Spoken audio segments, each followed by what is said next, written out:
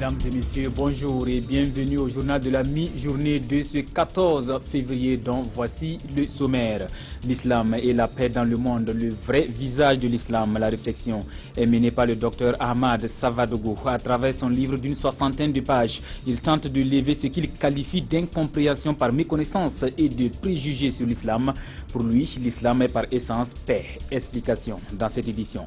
Vous aurez également les échos de la première édition du Festival des Arts et de la Culture du Sud-Ouest FASCO, avec à l'affiche plusieurs activités du tir à l'arc, des prestations d'artistes et un mini-marché d'objets d'art et de mets locaux du Peuple Lobby. 48 heures durant, les festivaliers vont donc rivaliser de talent en vue de remporter les meilleurs prix. Voilà donc qui fait la une. Bienvenue à tous. Ouvrons ce journal à la présidence du Faso où Nevan Mimika, le commissaire européen à la coopération, a été reçu vendredi par le président Roch Marc Christian Kaboré. Des échanges, il a surtout été question de l'immigration et de coopération, le soutien de l'Union européenne pour le développement du Burkina, un pays durement touché par les terroristes. Le 15 janvier dernier, le compte rendu de Pascal Kané avec la complicité de Mohon Davire. L'Union européenne solidaire du Burkina Faso dans ses efforts de développement. C'est ce que le commissaire européen à la coopération internationale et au développement est venu dire au président du Faso. Avec Roch Marc Christian Kaboré, le commissaire dit avoir évoqué essentiellement des questions de développement, surtout celles liées à l'immigration, principale préoccupation des Européens. Mais il a aussi été question du soutien que l'Union apportera au Burkina, qui vient de réussir sa transition démocratique. Et nous avons notamment abordé deux questions. La première concerne notre soutien, notre engagement à accompagner le Burkina Faso, le président et le Burkina Faso, dans la poursuite des défis très importants qui confrontent le pays. Donc là, on parle de la consolidation du processus démocratique, de la bonne gouvernance, de la consolidation de l'état de droit. Il y a aussi des défis très importants au niveau économique et social pour poursuivre le développement dans ces domaines.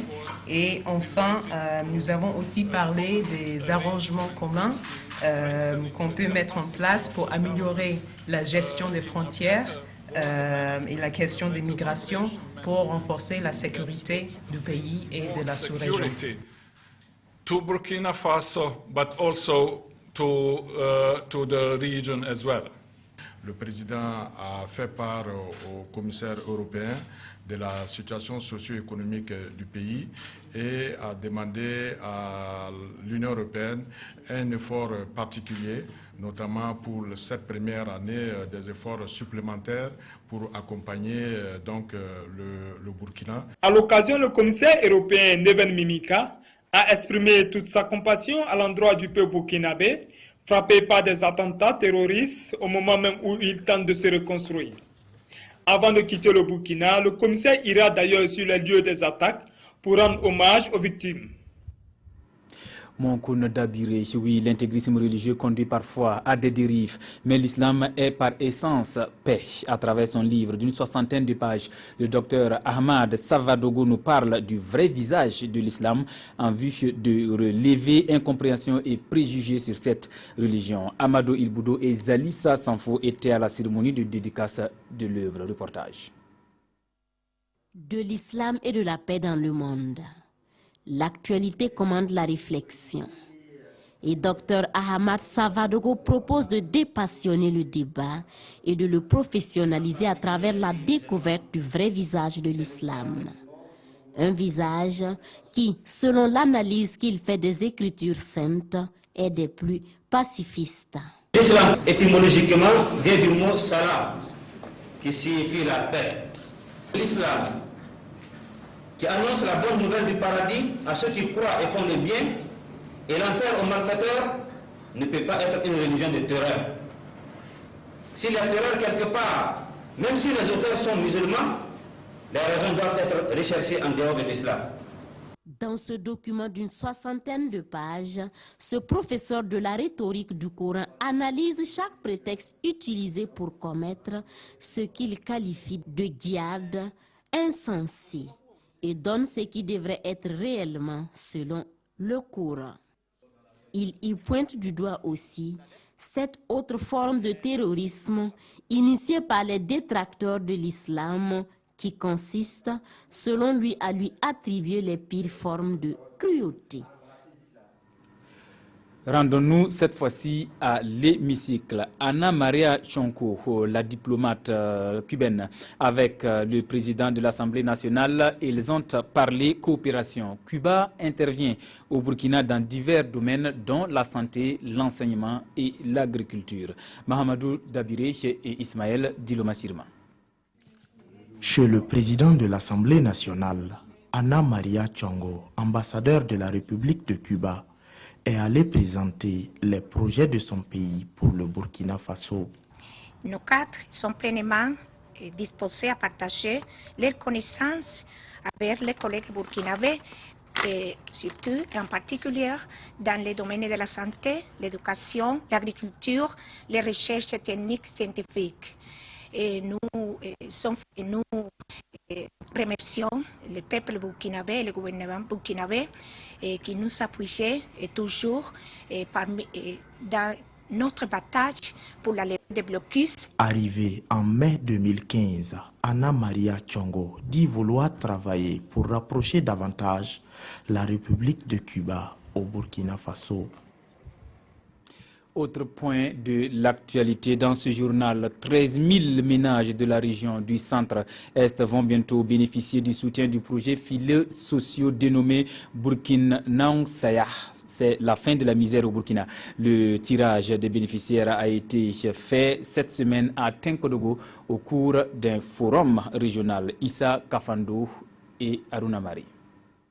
Le projet philo-socio Burkina Saya, ou la fin de la misère au Burkina, s'ouvre désormais à la région du centre-est.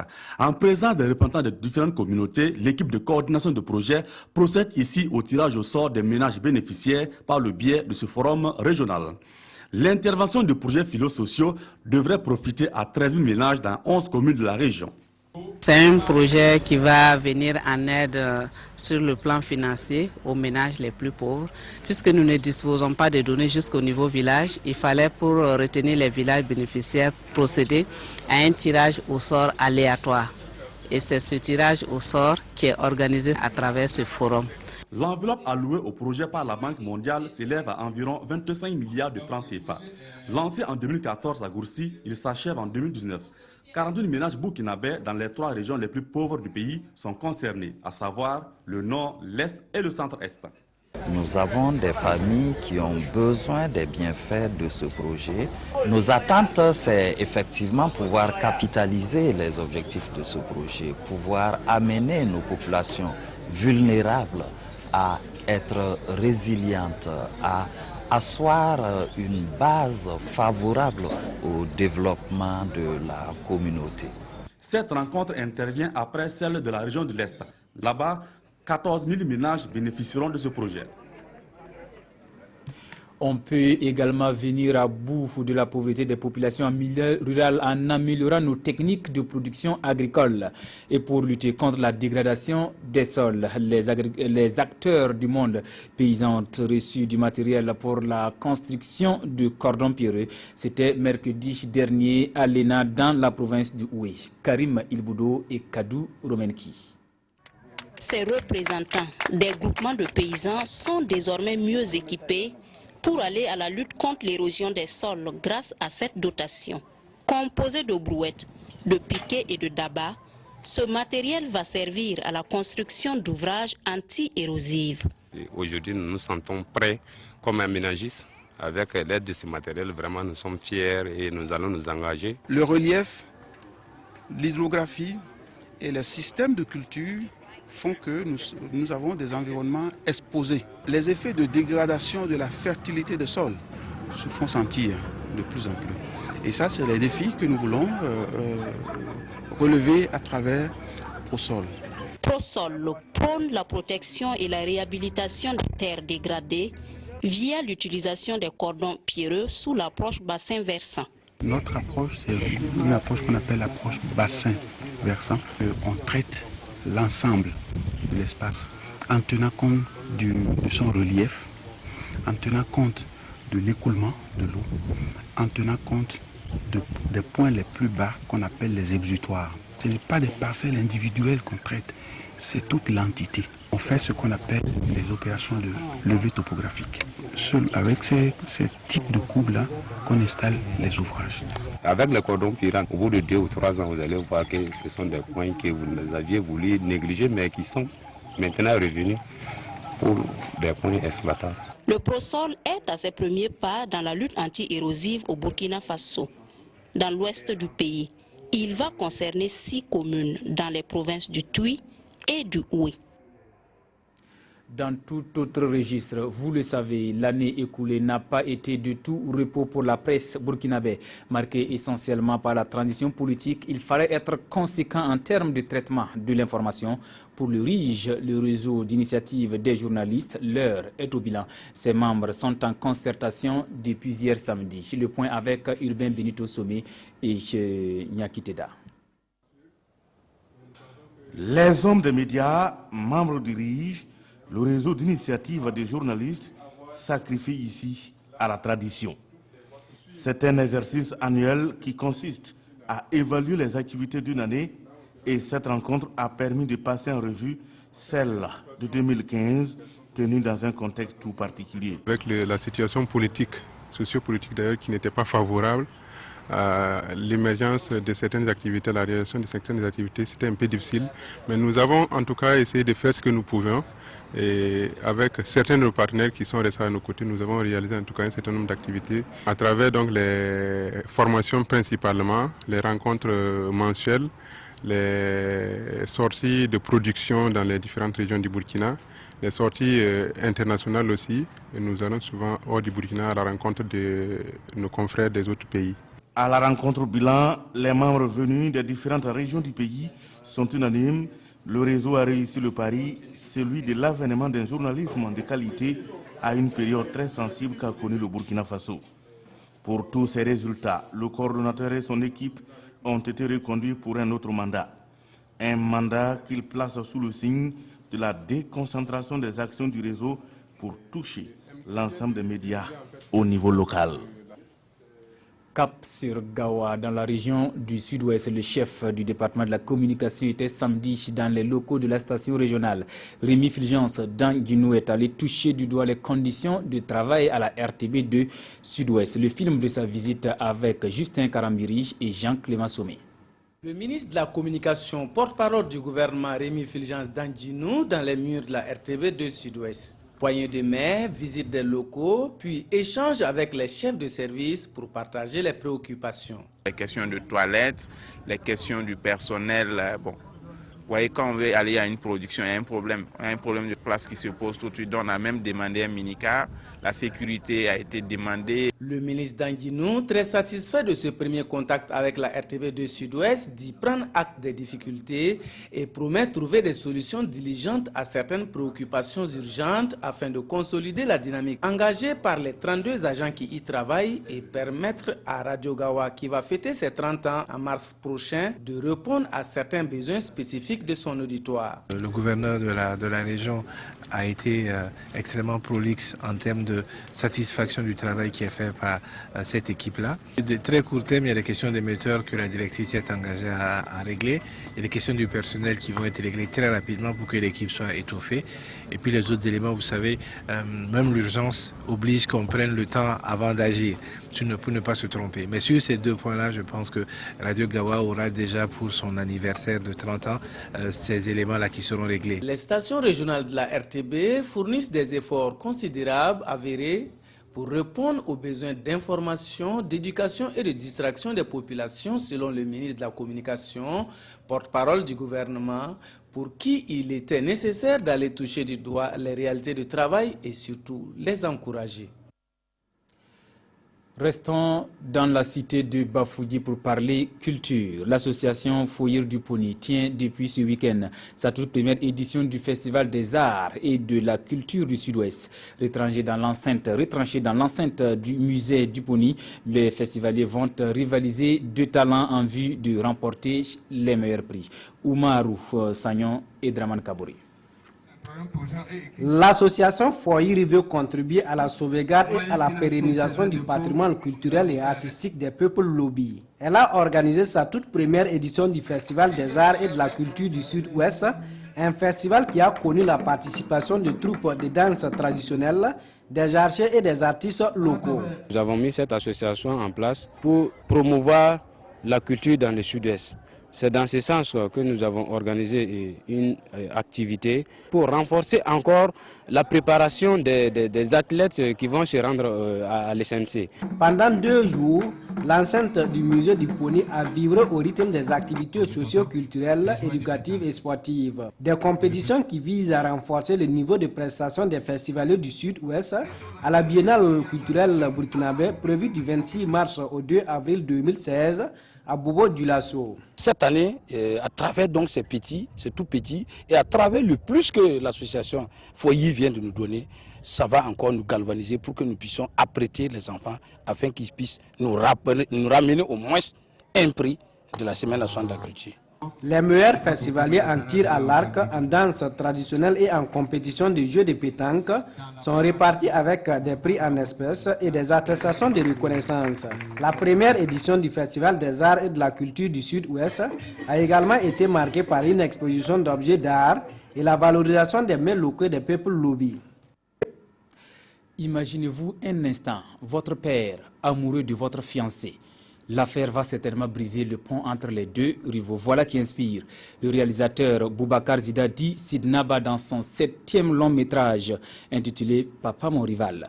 Il fallait être à Tengandogo, à l'Institut des Nouvelles Idées, dans la soirée d'hier pour la première de ce film du PDG de Savane FM. Moussa Ouedraogo et Aruna Maré y étaient. Reportage. Tu demandais si tu peux m'accompagner en campagne. Non, il n'y a pas de main. Un transitaire milliardaire succombe au charme de la fiancée de son fils. Médecin de son état et absorbé par ses fonctions, il n'a plus Dieu pour sa fiancée, la gestionnaire de son père. Désespérée mais partagée entre l'amour et l'argent du milliardaire, elle choisit son camp. C'est l'histoire construite autour de ce long métrage, Papa mon rival. Assis-toi.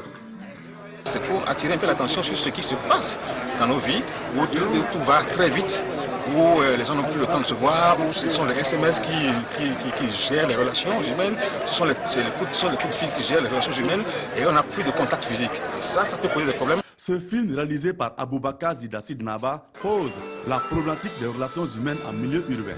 L'œuvre force déjà l'admiration des officiels. C'est un film qui pose des problèmes de société. Et c'est vraiment les sujets d'actualité. Et je crois que ce film va faire tabac. Beaucoup de gens vont chercher à le voir. Nous avons été surpris par vraiment la contenance de ce film qui constitue pour nous en même temps vraiment un conseil qui invite à plus de sérénité. Papa mon rival est le 7e long métrage du PDG de Savane FM.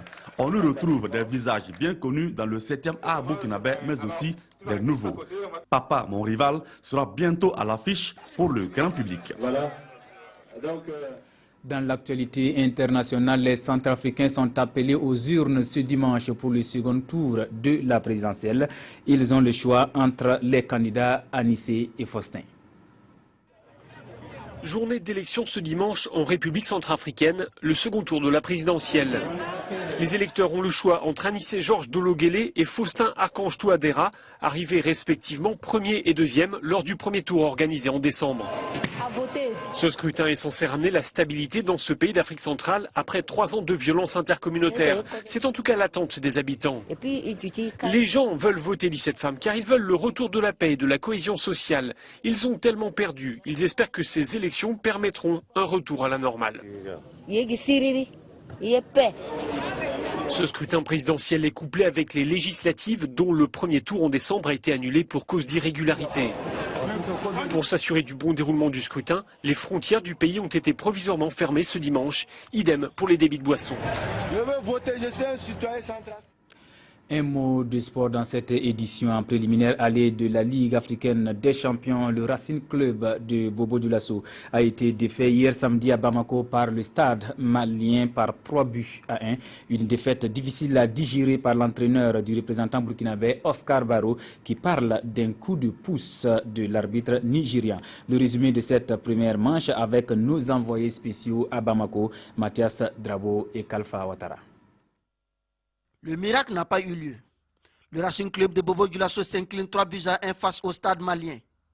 Au-delà du jeu, Oscar Barrow, entraîneur du RCB, crie au complot. Mes joueurs ont respecté les consignes scrupuleusement. Malheureusement, on est tombé sur des arbitres qui avaient déjà fait leur choix. Vous constatez qu'on encaisse 2 buts par faute d'arbitrage. Le premier est carrément en position d'orger. Le second également, le gardien a pris le ballon, on les charge. En plus de ça, celui qui marque le but est en orger. Son assistant signale la position d'orger et lui, il valide le but. Mais vous voulez qu'on joue comment? Les stades se jouent au ballon. Moi, je pense que le stade n'a pas besoin de ça, qu'il laisse ces jeunes-là s'exprimer pleinement et pour se faire plaisir. Parce qu'à quelque part, ils savent qu'ils ont été poussés pour arriver là. Je ne sais pas si c'est comme ça le football africain, mais c'est dommage que ça soit ainsi. À l'ouverture du score de Mamadou Koulibaly intervenu à la 26e minute. Draman Kaboré répond par une égalisation à la 44e. Stade 1, Racing 1. C'est le score à la pause. À la reprise, les stadistes multiplient les dangers et à la 68e minute, l'arbitre nigérien entre dans la danse et accorde le but de Mamadou Doumbia, entaché pourtant d'une position de hors-jeu.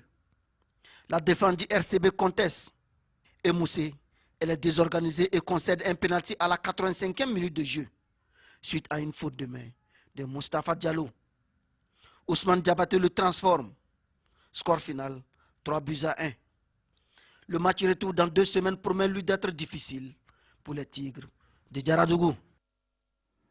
Voilà, c'était là le résumé du match. L'USFA, quant à elle, affronte tout à l'heure à 15h le Kaukab Athletic Club de Marrakech en préliminaire aller de la Coupe de la Confédération africaine de football. Le match vous sera proposé en direct sur nos antennes à partir de 14h30. Vous aurez un plateau d'animation avec Daba Kini. C'est tout pour cette session d'information.